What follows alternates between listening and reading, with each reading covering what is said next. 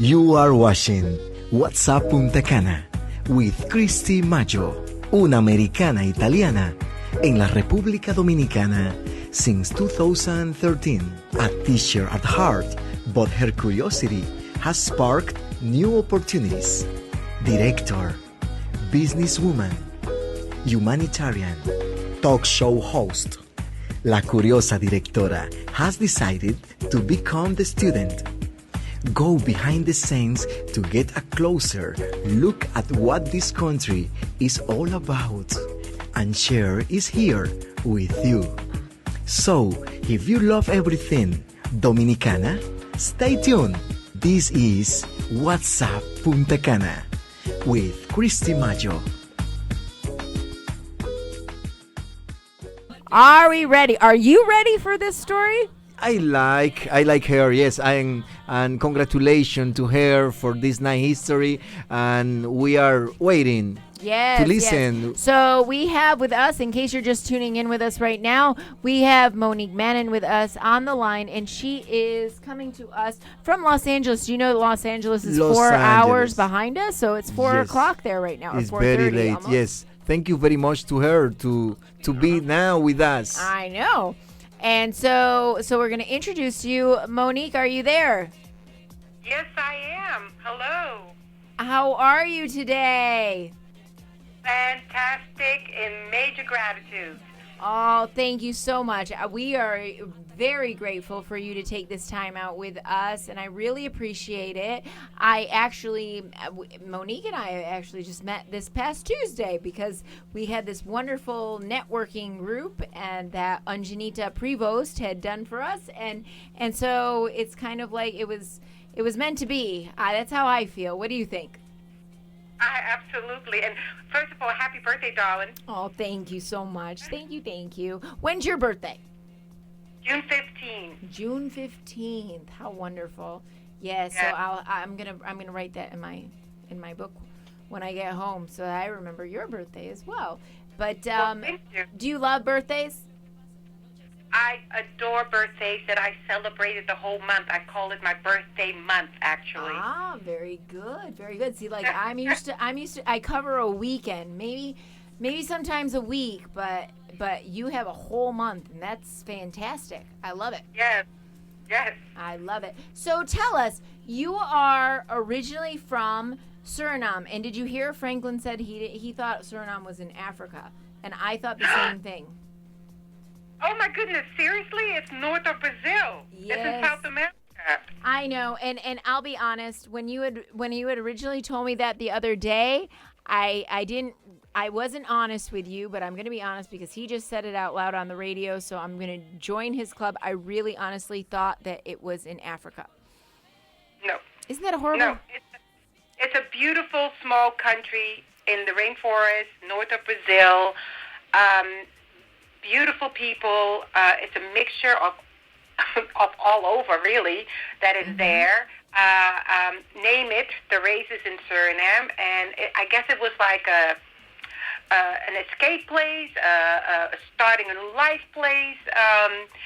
It's a beautiful, beautiful country, and because of all the mixture of the different races, the food is just phenomenal, and I'm such a foodie. Oh, how wonderful. It sounds great. It's kind of like a little melting pot. Kind of like the US except for a little bit smaller, right? Yes, exactly. So, you were born there and you grew up there until you lived there until you were 4, is that correct? Yes, and then my parents got divorced, and we moved to the Netherlands because all my mom's family was in the Netherlands. Mm-hmm. And Suriname used to be a Dutch colony, so that's why it was an easy move to move from Suriname to the Netherlands because we already had our Dutch passports. Mm-hmm. We were already Dutch. Oh, very interesting. Yeah. And so what language did you grow up speaking? Dutch. Oh. Dutch. Yes. Dutch, and they also speak Surinamese, and then each race speaks their own language as well. So it's also a melting pot of languages. Interesting, very interesting. I love it. I love languages. period. I think they're wonderful. So, but actually, there's actually a small Dutch population here in Punta Cana. I had a couple of Dutch students actually at the school that I have here, and so that's very interesting. So, take me to Holland. You go to Holland and you live there until you're how old? Till I was 16 and a half, but the first time I went to New York was 15 and a half because I won a dance contest and the prize was a trip to New York.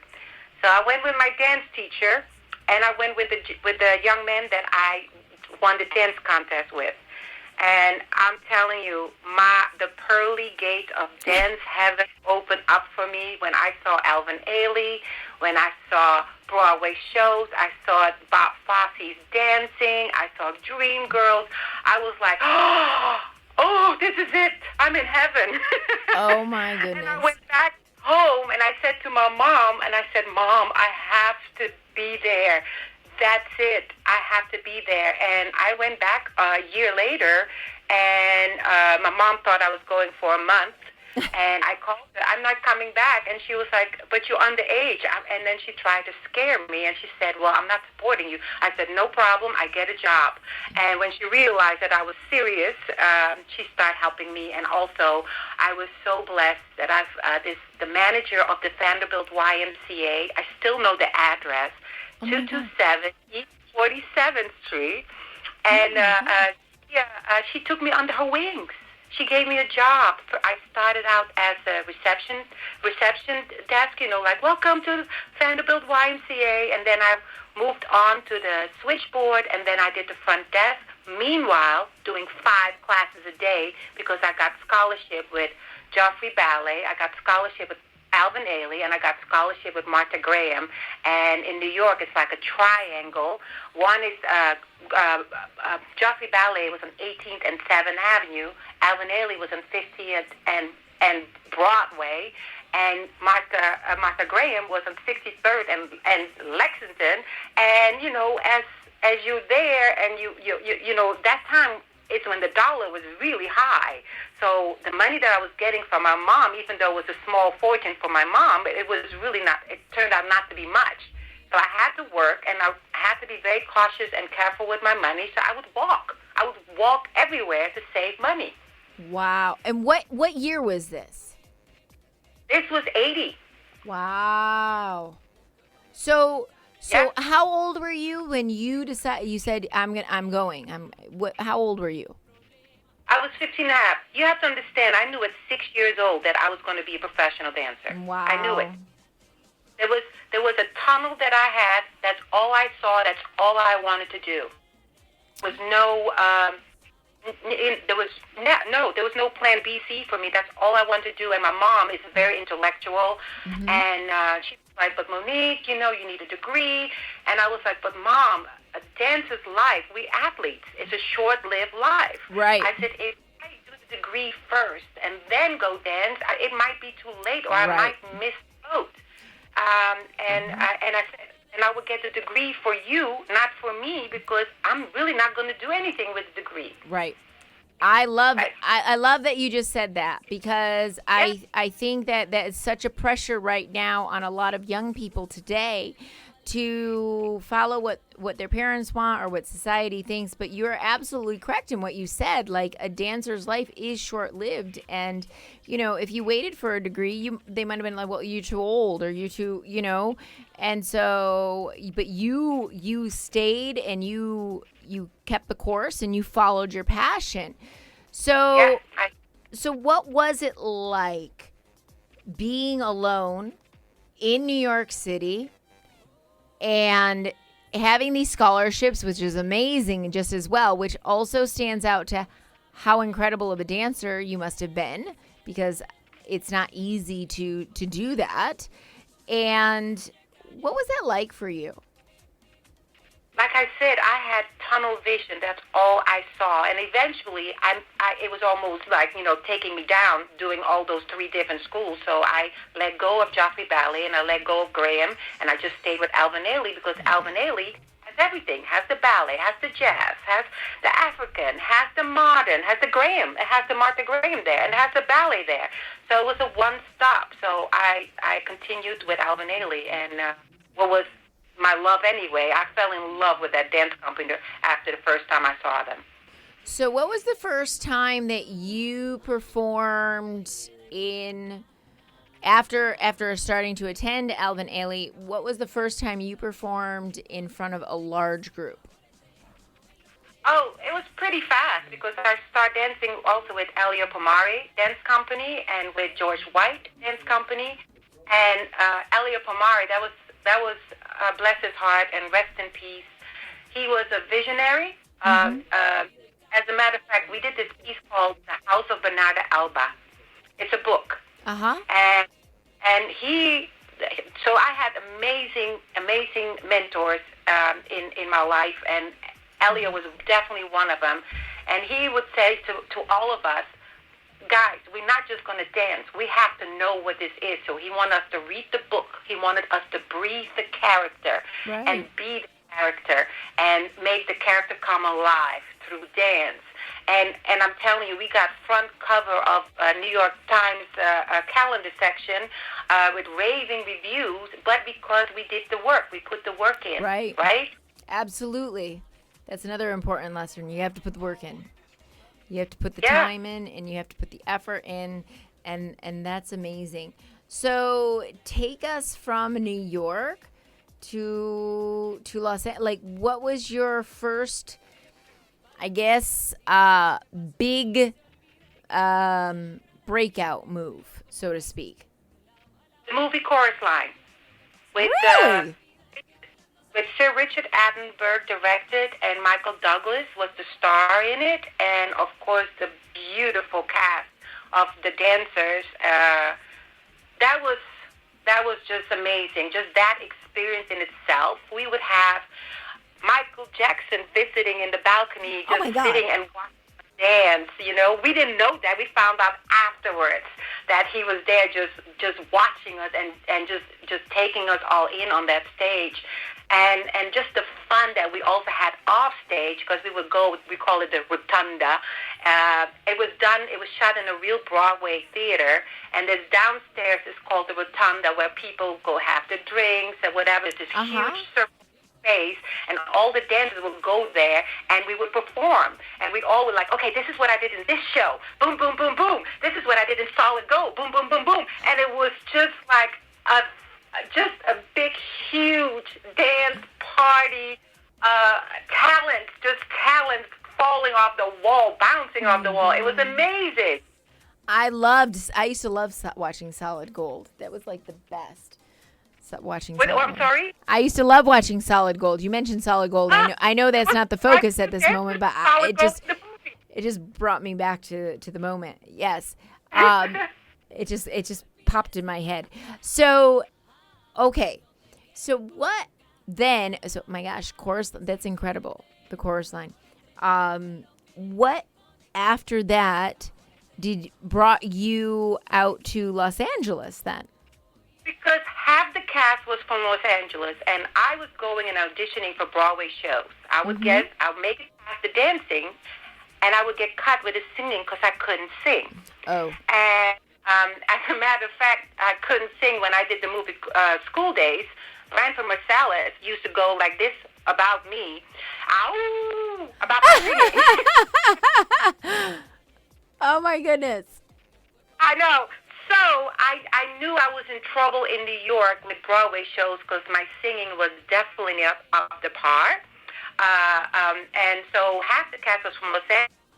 As a matter of fact, it was one gentleman from Solid Gold, Richard Montoya. I love him. And he was like, Monique, you need to go to L.A. You need to go to L.A. And he gave me a number of an agent that just started, that opened up. She was way ahead of her time, and she opened up the first dance agency. And he gave me her number, Julie McDonald. And I called her, and she picked me up from the airport. I stayed at a house until I found a place to stay, and the rest was history. I worked nonstop nonstop. And then I stopped modeling. I also started acting. So if I wasn't doing a modeling job, I was doing an acting job. I was doing a dancing job. It was really I was having the time of my life. Oh my gosh. And now at this point in time when you went to Los Angeles, how old were you? I was 19, if I'm not mistaken. My gosh. Yeah. Yeah, so you had the world in the palm of your hands. Yeah, and I did the Kiss video right away. I started working right away in Los Angeles, back to back. What was that like? Because, like, I can't even imagine what it was like working with Prince. What was it like working with Prince? Oh, my goodness. You know what? I did not know how much he affected me until I found out the news that he passed away. And I'm not a crybaby at all, but I cried like a baby when I found out he passed away. And that's when I really realized how much he has given to me, how much blessed I was with having met him, you know? Mm-hmm. And the idea that he chose me twice to work with him, you know? A pretty huge stamp of approval. Wow. So he chose you twice. So you were in the video Kiss, and then what other video were you in? I did the movie with him, Graffiti Bridge. Really? I see now. Yeah. I missed that one. That was not in your bio. I was at Paisley Park for 9 weeks. Because you know what? On my website, it's really not all my dance jobs. Right. It won't be enough room to put all the jobs on the website. I know. Get bored. Oh, my God. And so anyway, so that was pretty amazing to work on Paisley Park because the Kiss video was shot on a studio in Culver City right next to when they were shooting Michael Jackson, Smooth Criminal. Be quiet. And yes, and we would run back and forth like, hey, what are you guys doing now? Oh, you're doing this now. It was so much fun. It was oh my really God. That is my all-time favorite Michael Jackson song. That really truly is. I love it. Love it. Love it. But so meeting him, it was, you know, I'm one of those person. I guess it's like the Surinamese Dutch in me that we very kind of dry, you know, not easily impressed. And right. I come from school that I know there's so much talent out there. You know, I know there's a handful of, you know, probably more than a handful or hundreds of dancers, better dancers than me. It's just the way the universe is, right? Right. So for me, meeting him, it was like, oh, nice meeting you. And I shook his hand like, hey, Bill, how are you, Bill? You know, and he looked at me. He was like, oh, she's not tripping over me. And it made him relax. And we had the best of time. He would just come by, start talking to me, and then he would disappear like a ghost. You would turn to the left, turn to the right, and he's gone. I'm like, what happened? And he would do that over and over again because we shot it for 2 days. Wow. That's just amazing. It really is. Yeah. What a gift. It really is a gift because, I mean, when you talk about Prince, when you talk about Michael Jackson, when you talk about this caliber of people, like, they're just true geniuses in their profession. Yeah. They really and truly are. And so, I mean, I remember as a little girl watching Purple Rain, and I loved it. It was just one of those things that, but you know, it's hard to explain because there are really few people. Like, there's a lot of great talent out there, but they brought the talent to a genius level, right? Yes. And you know what? And the whole cast, you know, Mavis Staple, Time, the big producers. Now I can't think of their name. They produced Janet Jackson. All of them so down to earth, so nice. I mean, really amazing. And then every day after the shoot, they would go jam, and we would just be treated to a jam session every day. It was amazing. It was absolutely amazing. Sheila E., you know, drumming. Oh my God! I used to play the drums. I loved Sheila E. She was like one of my idols. Ah! Yeah. Oh my goodness. That's George Clinton, you know, my all-time favorite 70 song. Oh my God. Flashlight. Wow. wow, like you are a piece of history as well. Like you had an experience that very, very few people have. Wow. That's wonderful. I mean, that's incredible. Yeah. I mean, and you get to hold those memories in your heart and know that you're a part of that. Because I had another beautiful experience with him, right? When we were shooting at Paisley Park. We was there for 8 weeks shooting on Paisley Park. And I remember he invited us, the dancers. There was like 6 of us. 6 of us, and he invited us to come to a private party he was holding at I don't know if it was at Paisley Park or where it was. And we went, and the security guards would not let us in. So the following day on the set, he had attitude towards me, and I looked at him and said, why are you having attitude? He said, well, you didn't show up to my party, and I invited you. I said, well, we did come. You need to talk to your bodyguards because they wouldn't let us in. And just like that, he did a private party for us that evening. Oh, my God. Oh my goodness. That's incredible. Wow. What a blessing. What an absolute blessing that is. That's incredible. And because I mean, he always seemed like obviously you don't really know, and then you have all the crazy things that was said, but you could always tell, at least I could anyways, that he really did have a kind heart and a genuine soul. Which is something that bottom line is, that man was meant to be on stage, because I went back to visit my family in the Netherlands a couple of years later, and Tony, the backup dancer that also raps for him. They were, I called him and he was like, "Hey, where are you?" I said, "I'm in Holland." They said, "We too." So they invited me to come. Of course, Prince is in control of everything. They have to ask approval from Prince. And so I asked him, can I bring 2 of my friends who adore Prince? And it was my friend Debbie and Rudy. And they came, we went to the concert, and we were in the green room eating with everybody. And then they placed us in the, with the light boxes, with the light, the sound, right smack in the middle. And that's the day when I really got the enormity of Prince. That man just comes alive on the stage. It's a different person. And mind you, on Paisley Park every day, he looks and dresses like Prince 24/7. 24/7. Now, is he as shy as he seems to be? Like when he played in Purple Rain, like he obviously comes off as shy. I mean, obviously when you're on stage, it's a whole different story, because kind of like something takes over your soul, because it's what you're meant to do. But in person, was he a shy person? You know what? He's a Gemini as well, and he's a true, typical Gemini with 20,000 personalities. That 1 minute he's shy, next minute he's a practical joker, and then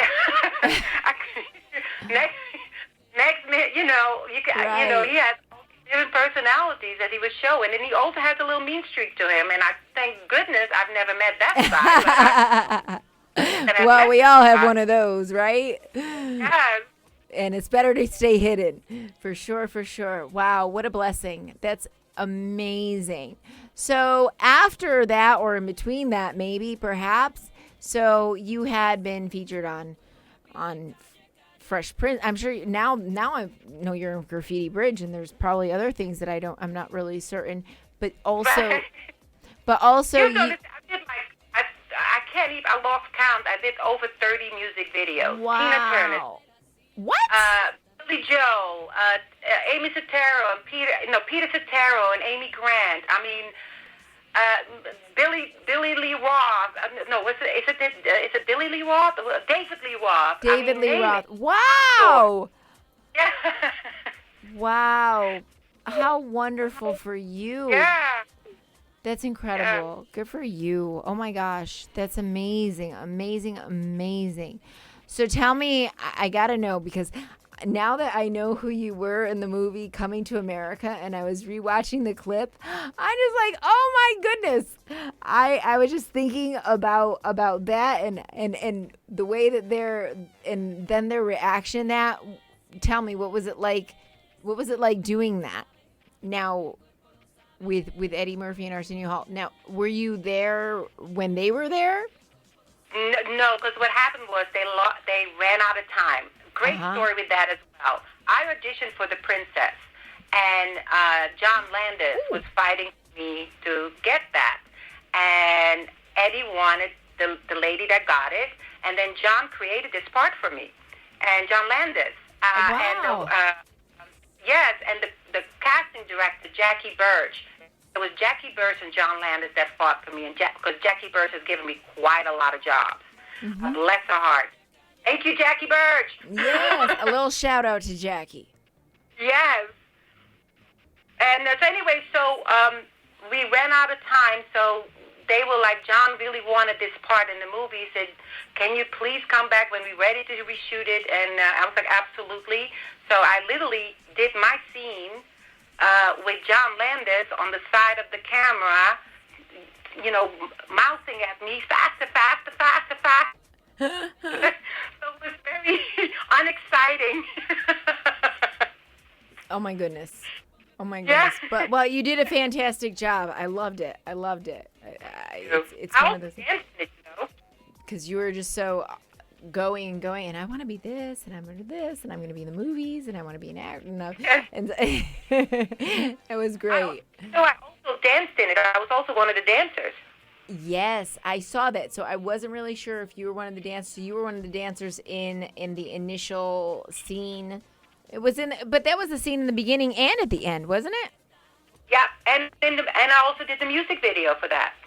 Wow. How amazing. What great experiences. I've never seen that video. I would love to see that video. If anybody ever sees that video, please send it my way, because I've never seen it. There was a music video? Yeah, for the theme song. What was the theme song? I don't remember. Oh, can't you see I'm coming to America? Okay. Yes. No, I have no idea. But yeah, so if anybody out there is listening and has the video for the theme song, then send it Monique's way. Send it her way. My gosh, how amazing. Now, what do you think was the most valuable lesson that you learned from all of these experiences? When I met Bill Duke became my mentor. I did internship with him, and he said, Monique, just don't be a dancer, just don't be an actress. You have to do the producing. You have to write. You have to, you just have to be multifaceted. You just can't be one. Right. And I learned so much from him, and he's become a lifelong friend. Mentor still, yeah. And that's when I started producing. So I started producing plays. I produced a short film called All for Charity. I co-produced it with this lady named Jennifer Singleton, who's an amazing, talented writer, by the way. And we did a play, and the play was such a huge hit. They were like, you need to do it again, And then I was like, well, let's shoot it, and we did. And it wound up in a film festival. So I was very, very proud of that. A very hard lesson to learn, because I realized as a producer that you're a glorified babysitter. Interesting. And, made a lot of mistakes but I will value them. I value the mistakes because I learned a lot from that, my first short film. Wow. Yes, and you know what? And that's the greatest part, because without mistakes, you don't necessarily grow, and you don't necessarily become who you can be, and all of those things. So mistakes are small blessings in and of themselves. So right. For sure. Of young filmmakers out there, when you're a producer, don't just trust all the crew that you hire, that they're going to do the job that they're supposed to do. It's your responsibility to listen, to watch, to make sure that they're on point. And that's the mistake I made, that I completely put my trust in all their hands. Yeah, I think that's a great lesson for everybody in this world. Yeah. because sometimes you think that people are to the same caliber and the same seriousness that you are, yet then all of a sudden you put your faith and your trust in that, and then before you know it, it's like until you really know the person or know the people working with you, that's a really important lesson. That's one of my favorite saying is trust but verify. Yeah. Yes, absolutely. Okay, so we're going to take a little break right now, and then and then we're going to come back, and we'll be right back. We are speaking to Monique Mannen, and we will be right back with What's Up Punta Cana with Christy Maggio. Don't go away. Para tu publicidad, contacta nuestro WhatsApp Line 809-867-9008. Punta Cana Hits, explorando el mundo. Punta Cana Hits, exploring the world. Estás escuchando WhatsApp Punta Cana with Christy Maggio. All right, welcome back to What's Up Punta Cana with Christy Maggio. I am here with Monique Mannen, actress, model, so many things. Hold on, I'm actress, model, producer, and now she is in the healthcare, and advocating for women, advocating for people in general about natural health remedies. And so we are here talking with her. We were just talking about her past experiences and all of the work that she has done. So now we're going to fast forward a little bit because, my God, I could talk to you, I think, for hours at this moment, because there's so many things that I want to talk about, but we're going to run out of time. But what I want to talk to you about next is okay, so share with us the experience that you had. What happened when you had your health issues? So it was August 2009. All of a sudden, I started getting rashes and hives all over, and it took them 3 years. Doctors, specialists, took 3 years to figure out what was wrong with me, and after 3 years, found out it was out of control eczema. But meanwhile, the journey was try this, try that, try this. And one of the try this, I wound up in the hospital because I had an allergic reaction to one of the try this. And they put me on steroids in the drip system, sent me home with a 10-day pill supply of steroids and steroids cream, and I still did not know what was wrong with me. And then in 2012, my doctor called me. She was like, okay, I know you're tired of us. One more. And it was a specialist, and that's when we found out that it was out of control eczema. And at the same time, a friend of mine from Utah, who was introduced by this natural product by her horse trainer, the horse was arthritic and couldn't jump. And all of a sudden, the horse was jumping again and being leased out. And she was like, what did you do? And the trainer shared with her. She shared it with a friend of hers who was a master's degree in critical care nursing, and her husband was the chief of cardiology and the chief of Centinela Hospital here in Los Angeles. And she was dealing with high blood pressure, high cholesterol, and she said, can you please look at that because there's studies. Can you see if this is real? And she looked at it and she's like, yep, I'm putting myself on it because I'm tired of the side effects of my medication. She went back 3 weeks later, got her blood work done by her husband. Her husband was like, whoa, what are you doing? I have great numbers.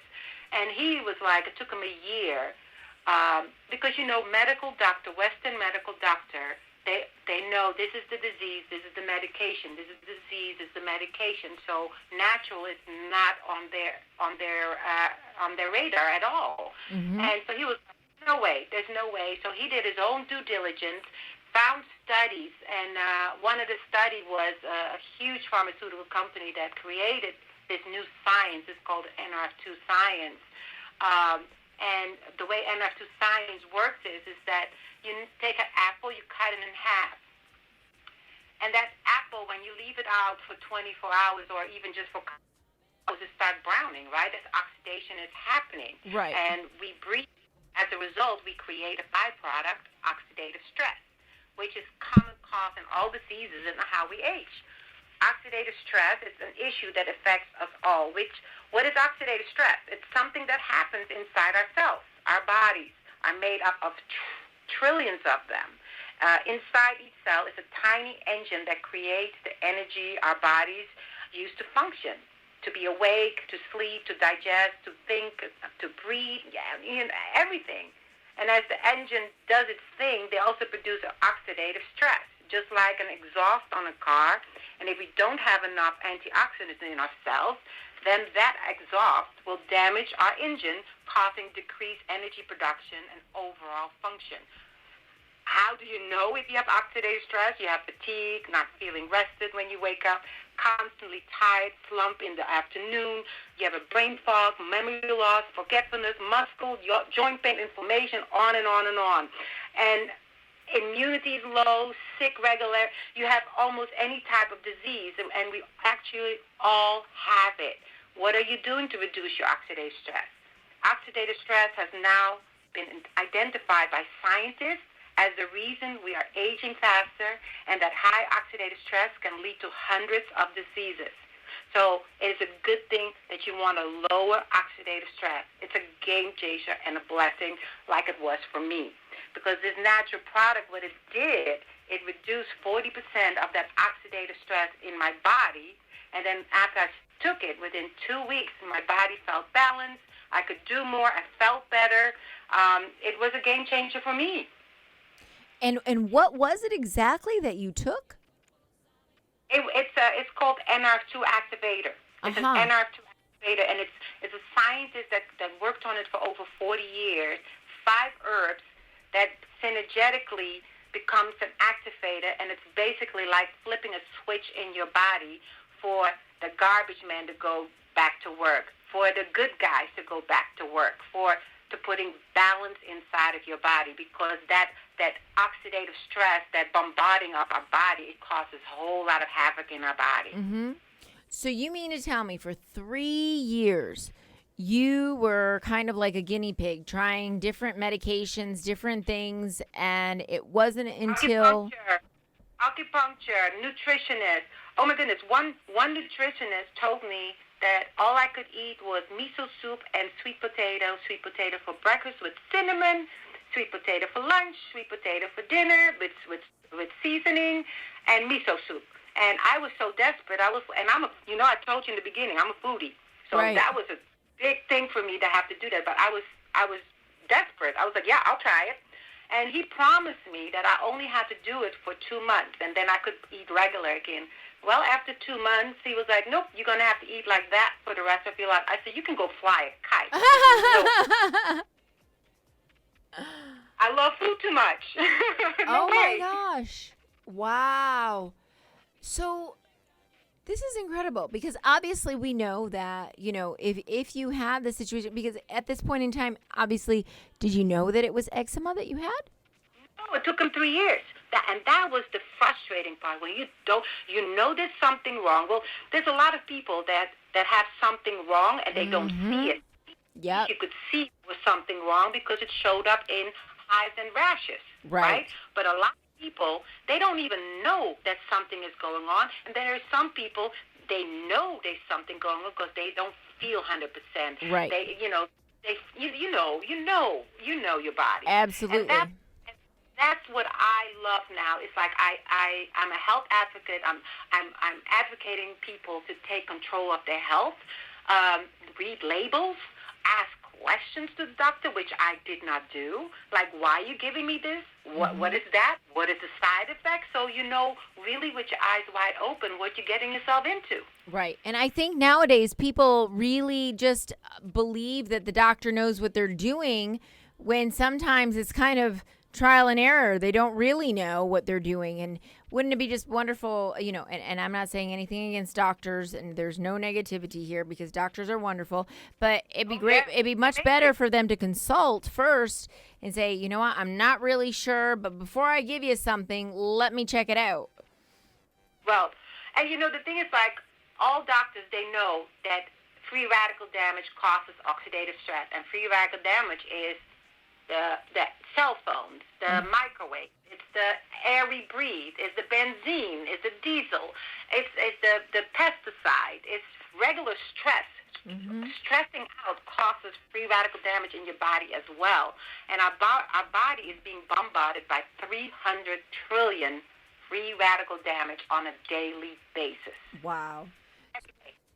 So what is it that you recommend to people right now to kind of, maybe that they're out there, they're listening, maybe they just don't feel well, maybe they've been going through years of treatment and nothing's making them better. What would you suggest for them to do at this moment? First of all, it's a lifestyle change that you have to do, right? I'm like, I'm a foodie, so I'm not giving up my good food, but you just have to find balance. You have to have a moderate exercise, even if you don't love it, even if it's just go for a walk, because walking, if you go for a 15-minute walk, that's a natural NRF2 activator in your body. Drinking good water. Sleep, you got to sleep. Make sure know what you put in your mouth, what you're eating. Make sure that it's healthy. I've become so obsessed that I read everything. I read every box. I had a friend of mine that watched me in the supermarket, and he laughed when he saw me the following day. He said, "I was watching you. You just digest every label." I was like, "Yeah, I want to know what I'm putting inside my body." So when you're reading these labels, what is it? What are you looking for? If you can't pronounce it, ingredients, don't put it in your body. Which is like half the things that are on most products. Exactly. And and one thing what I also stay away from, I forgive me for the soybean planters. I don't do soybean oil because you don't know which soybean oil is GMO and which one is non-GMO. So I rather chance. Very interesting. Very interesting. That is very interesting. So now today, what is it that you do to help spread the word on this? What is it that because now you have made this your lifestyle, you have made this your mission at the moment. What is it that you want to convey to the audience? And I know also, especially with women, and that's a kind of a separate topic, but I'm trying to put everything in before we run out of time. So what is it that you want to tell the audience about what's the most important thing at this moment for them to do, and that you do that you would like them to know? Okay, so the most important thing is absolutely reducing oxidative stress out of their body, right? That's the most important thing. And what are the steps to doing that? This is why I introduced this natural product that is proven, has 32 published studies on PubMed.gov, proving that it reduces 40% of oxidative stress out of your body, and it's all natural. What is unheard of, and it has patents, so you don't get a patent herb that's been around for centuries unless you can prove that it works. Okay. Right? And the 32 published studies prove that it works, that it does what it says it does, that we even can make an FDA-approved claim, and FDA doesn't approve natural, that this product reduces 40% of oxidative stress naturally. It does it. It's like it's flipping a switch on in your body. Like flip the switch to feel better and do more.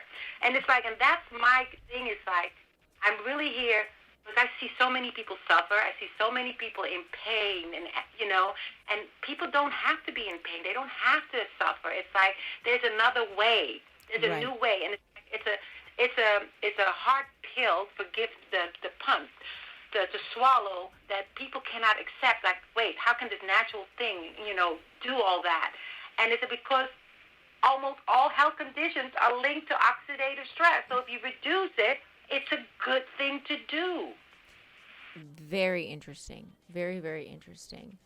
And so, and what about, I know one of the things, and we'll kind of wrap up with this, but one of the things that we had talked about prior to you coming on the show was talking about, like women and their ability to, you know, empower themselves, be confident in themselves, and and believe in themselves. So what is it that you would like to share with them now, kind of to wrap up what we've been talking about? One thing I want to say real quick, because about the dancers, I'm now going to have a show that's called Monique Mannen Presents, and it's people telling their story, dancers telling their story, but also being an educational for dancers, for life after dance. Even though when I was young, I didn't believe in education, but now that I'm here and looking back, the dancers do have to look for a plan B while they're dancing. They do, if it means getting a degree or whatever, while they're dancing, because you do have to think about a plan B. I just want to get that out of the way. Mm-hmm. And then for the advice for women, it's not just for women, it's for everybody, because especially now in this environment that we're in right now, while I was going through my health, the morning losing my career, because I didn't work for 3 years. Mm-hmm. I went from hop to knot like that. Right. And I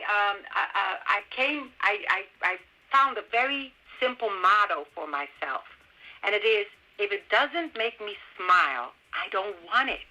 Mm-hmm. And I'm talking about people, surroundings, food, environment. So for all out there, if you feel yourself in an environment and you start feeling tense, you're like, oh, this is not making me smile, get out. Yes. I agree with you 100%. Or if that person makes you feel like crap, remove that person. And I know it's easier said than done in some situation when they're dealing with violence. Mm-hmm. I know I have been in a violent relationship myself when I was very young, and you don't know what to do. You really don't know what to do, because first you go to a whole lot of different stages. You go through like, why? I thought this person loved me. You go to all these different emotions, and so the bottom line is, work on you, mm-hmm. love yourself, empower yourself, and then do things that make you smile. Absolutely. And Absolutely. I agree with you 100%, because life's too short. You have to do and find your passion, find what makes you happy. And yes. so to close this, because I'm getting the cut from my producer over here. How can people get in contact with you if they want to know more about the healthy lifestyle and what you're doing right now to promote that, or if they want to talk to you more about empowering themselves, or anything about this? How can people talk to you and get a hold of you so that you can help? Well, there's 3 avenues. Can contact me through MoniqueMannen.com, mm-hmm. or Monique Mannen on Facebook, or Monique Mannen on LinkedIn. Perfect. I want to thank you so much for doing this with me. I really appreciate it. I don't even know where the time goes. But we'll definitely have you back on again and talk more about what you're doing now and focus on that more, because I told you I was going to do that, and I ended up getting lost in your story. So okay. Well, I hope that I left the people inspired to put their health front and center, because you only have one body. Take care of it. That's right. It's like a car. It's our vehicle. And if you don't take care of it, you don't put the proper gas in it, it's not going to run properly. So you're absolutely correct. That's right. So thank you so much. I really appreciate your time, and I will talk to you soon. You got it. And enjoy the rest of your birthday, doll. Thank you. Take care. Okay. Have a wonderful rest of your day. Bye-bye.